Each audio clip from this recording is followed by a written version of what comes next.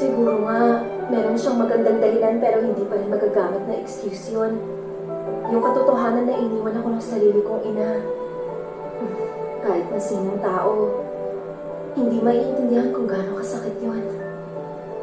Patawarin mo ko, Bea. Paano kung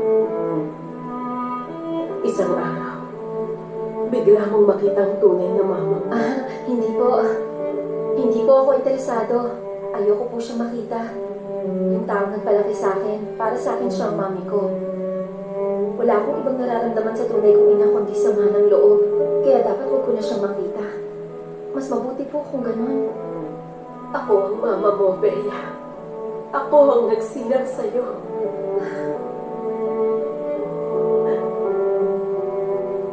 Sandali. Ano po pala yung gusto niyong pag-usapan?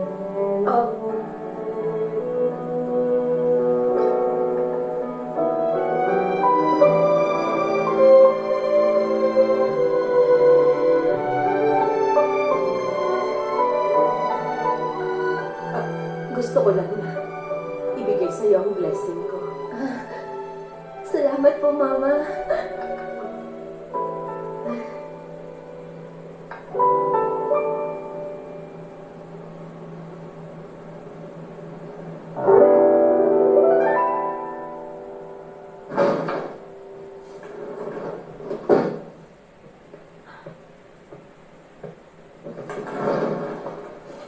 Mama?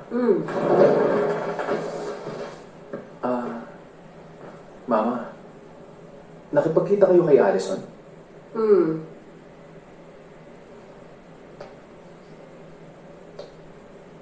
Salamat, ha? Oh? Dahil sinabi mo sa pamilya ni Allison na sa akin ka pa rin titira kahit matapos ang kasal niya. Yun po ba?